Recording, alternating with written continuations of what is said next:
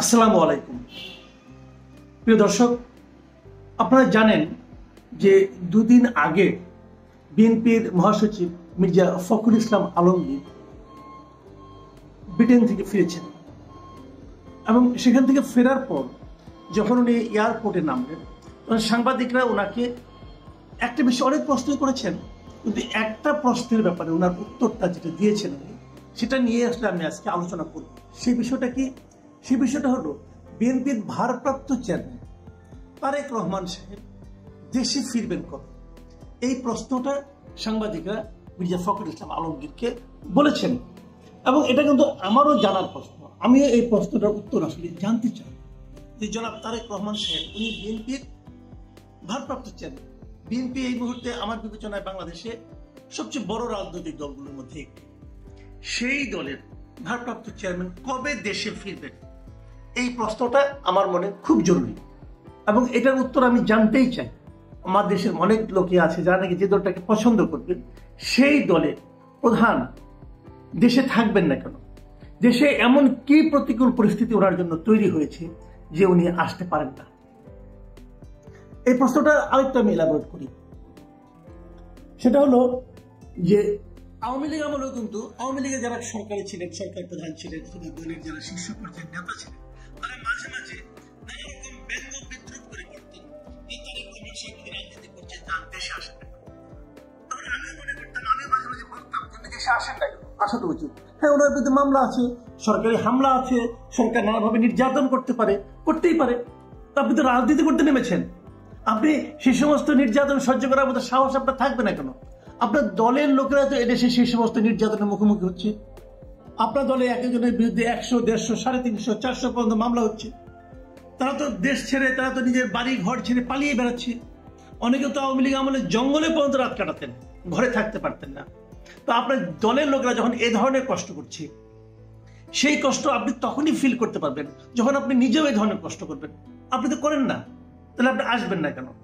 এই প্রশ্নটা তখন আমার ছিল। আমাকে এর সঙ্গে অনেকে আলাপ হয়েছে এবং তারপরে আমি বিএনপির কিছু যুক্তি জানতে পেরে আমি একটু ভেবেছি না হতে পারে। এই যুক্তিটা কি? তারা বলেছে যে আওয়ামী লীগ সরকার এতটাই স্বৈরাচারী ছিল, যদি তারেক রহমান সাহেব দেশে ফিরতেন ওই সময়, তো তার বিরুদ্ধে যেহেতু একটা 21 আগস্ট গ্রেনেড হামলা মামলার উনি যাবজ্জীবন কারাদণ্ড প্রাপ্ত ছিলেন, তখন তার বিরুদ্ধে বিচারিক আদালতে যাবজ্জীবন কারাদণ্ড ঘোষণা করা হয়েছিল। তো তাকে তো অ্যারেস্ট করা হবে এবং অ্যারেস্ট করার পর এমনও হতে পারে তার জেলখানায় মৃত্যু হবে, তাকে মেরে ফেলা হবে। এই যে আশঙ্কাগুলো, এই আশঙ্কাগুলো কিন্তু একেবারে উড়িয়ে দেওয়া যায় না। আগের সরকারের যে চরিত্র, সেই চরিত্রের সঙ্গে এই আশঙ্কাগুলো একেবারে বেমানান নয়। কাজে এই আশঙ্কাটাকে আমি গুরুত্ব দিই। কাজে তখন আমি মনে করেছিলাম যে ঠিক আছে, তাহলে না আসার লজিকটা ঠিকই আছে। আমি যেটা বলেছি আমারই আসলে ভুল বলা হয়েছে, আমি এভাবে ভেবেছি। তখন আমি কিন্তু অনেক জায়গায় বলেছি, কিন্তু আমার কাছে মনে হয়েছে যে না, তাদের লজিকটা একেবারে উড়িয়ে দেওয়ার মতো নয়। কিন্তু এখন কি, এখন কি ওনার সেরকম কিছু আছে? একটা দেখেন আপনারা, 21 আগস্ট গ্রেনেড হামলা মামলা যেটা ছিল, সেই মামলায় উনি খালাস পেয়ে গেছেন। কারণ ওই মামলায় সবাই খালাস পেয়ে গেছেন। হাইকোর্ট, উচ্চতর আদালতে এই মামলাটাকে অবৈধ বলেছে, মানে মামলার যেভাবে বিচার হয়েছে, বিচারটাকে অবৈধ বলেছে তারা। এবং যে কারণে 1900 আরো যারা যাবজ্জীবন কারাদণ্ড অথবা মৃত্যুদণ্ড যা ছিল, এই মামলার সবাই কিন্তু খালাস পেয়ে গেছে। তাহলে এখন তো আর তারেক রহমান সাহেবের বিরুদ্ধে ওই ধরনের বড় কোনো মামলা নেই। ছোটখাটো যে মামলাগুলো আছে সেগুলোতে তেমন কিছু না যে উনি আসতে পারবেন না। দেখুন মির্জা ফখরুল ইসলাম আলমগীর কি বলেছেন, আমি ওনার বক্তব্যটা পড়ে শোনাই। মির্জা ফখরুল ইসলাম আলমগীর বলেছেন, সব মামলা শেষ হলে দেশে ফিরবেন বিএনপির ভারপ্রাপ্ত চেয়ারম্যান তারেক রহমান। সব মামলা শেষ হবে। সব মামলা কবে শেষ হবে? সব মামলা কবে শেষ হবে? এটা বিচারিক প্রক্রিয়া। ধরা যাক, হাইপোথেটিক্যাল আমি বলি, ধরা যাক আগামী মাসে ইলেকশন হবে। ইলেকশন হয়ে গেল, ইলেকশনে বিএনপি জিতলেন, তখনও মামলা সব শেষ হয় নাই। তারেক রহমান সাহেব আসবেন না? আমি তো নিশ্চিত আসবেন। উনি তো আসবেন। তো এই সব মামলা শেষ মানে এটা কি? উনি কি মনে করতেছেন যে নির্বাচনের আগে সব মামলা শেষ হবে? না, হতে পারে কোনো কোনো মামলা ঝুলে থাকতেও পারে। নির্বাচনে যখন তফসিল ঘোষণা করা হবে, এই নির্বাচনের প্রচারের জন্য তারেক রহমান সাহেব দেশে আসবেন না? আসবেন। তো আসা তো উচিত আমি মনে করি। উনি কেমন কথা বলেন আমি বুঝতে পারলাম না। উনি আবারও বলেছেন যে আপনারা জানেন উনার, মানে যে তারেক রহমান সাহেবের কথা বলাচ্ছি, উনার বিরুদ্ধে অনেক মিথ্যা প্রতিহিংসামূলক মামলা রয়েছে, সেগুলো প্রত্যাহার হলে বা আদালতের মাধ্যমে শেষ হলেই তিনি ফিরবেন। আমি এই কথাটা কোনো অর্থই বুঝলাম না। একজন রাজনৈতিক দলের নেতা, উনি সব মামলা শেষ হলে অথবা সব মামলা প্রত্যাহার হলে উনি মুক্তভাবে আসতে চান কেন? ওনার নামে কোনো মামলা নাই, এরকম একটা বাস্তবতা, এরকম একটা সিচুয়েশন হলেই কেবল উনি আসবেন, এই কথাটা আমার কাছে গ্রহণযোগ্য না। কেন ফখরুল ইসলাম আলমগীরের বিরুদ্ধে কি মামলা নেই এই মুহূর্তে? আছে তো, উনি দেশে আসেন কেন? উনি বলতে পারতেন আমি সব মামলা শেষ হলে আসবো। পার্থক্যটা কোথায়? কেন থাকবে না? খালেদা জিয়া কি মামলা নিয়ে দেশে থাকে নাই? আমি মনে করি এগুলো তারেক রহমান সাহেবের বক্তব্য নয়, আমি মনে করি হওয়া উচিত না। কারণ উনি এরই মধ্যে হাসিনা সরকারের পতনের পর উনি এরই মধ্যে বিএনপি পরিচালনা করতে গিয়ে এমন কিছু পদক্ষেপ নিয়েছেন যে পদক্ষেপকে আমার কাছে খুবই ম্যাচিউর পদক্ষেপ মনে হয়েছে। এই ধরনের একটা ম্যাচিউর পদক্ষেপ যিনি নিতে পারেন, যিনি চিন্তা করতে পারেন, তিনি এই ধরনের কথা আবদার করবেন যে সব মামলা শেষ হয়ে গেলে আমি আসবো, সব মামলা প্রত্যাহার না করলে আমি আসবো না, এটা আমার কাছে গ্রহণযোগ্য না। অথবা যদি উনি বলেও থাকেন এটা আমার কাছে, আমি হ্যাপি না, আমি এতে আনহ্যাপি। এবং একই কথা কিন্তু খন্দকার মোশাররফ হোসেন বিএনপির আরেকজন শীর্ষস্থানীয় নেতা, তিনিও কিন্তু একই কথা বলেছেন। তিনি বলেছেন ইতিমধ্যে বিএনপির ভারপ্রাপ্ত চেয়ারম্যানের বিরুদ্ধে যেসব মিথ্যা ও বানোয়াট মামলা আছে তার মধ্যে অনেক মামলা থেকে অব্যাহতি পাচ্ছেন। মামলাগুলো যত তাড়াতাড়ি শেষ হবে আমাদের ভারপ্রাপ্ত চেয়ারম্যানের দেশে ফেরার সম্ভাবনা তত দ্রুত হবে।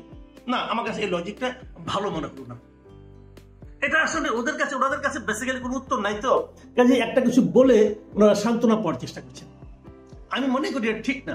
আমি মনে করি তারেক সাহেবের দ্রুত দেশে আসা উচিত, এসে দলের দায়িত্ব নেওয়া উচিত। হ্যাঁ, আমি মানি আপনি দূরে থেকেও কাছে আছেন, দূরে থেকেও আপনি অনলাইনের মাধ্যমে সমস্ত একদম উপজেলা পর্যায়ের মিটিংও আপনি অনলাইনে যুক্ত হন, এটা আমি শুনেছি। আমার কাছে ভালো লেগেছে যে আপনি মাঠ পর্যায়ের লোকের সঙ্গে আছেন, তাদের সমস্যাগুলো বোঝার চেষ্টা করছেন, এটা একটা বিষয়। কিন্তু যখন আপনি ঢাকায় থাকবেন, দেশে থাকবেন, তখন তার আলাদা একটা ইম্প্যাক্ট সারা দেশে বিএনপির ছড়িয়ে ছিটিয়ে থাকা কর্মী সমর্থকদের মধ্যে নতুন একটা চেতনা, নতুন একটা আগ্রহ, নতুন একটা আমি মনে করি যে ভালোবাসা তৈরি করবে, এবং সেটার প্রয়োজন আছে। কাজেই আমি মনে করি এই সময়ে ওনার দেশে আসা উচিত, এবং সেটা যত দ্রুত সম্ভব। এবং উনি আইনগতভাবে ওনার মামলাগুলো মোকাবেলা করুন, কেন করবেন না? করুন মোকাবেলা, সমস্যা তো নাই। আরেকটা কথা পাশাপাশি আমি এটাও বলি, ওনার ওখান থেকে উচিত একটা দাবি তোলা। সেই দাবিটা হলো বিএনপির বিরুদ্ধে কিন্তু অগণিত মামলা আছে, লাখ লাখ মামলা আছে বিএনপির নেতাকর্মীদের বিরুদ্ধে।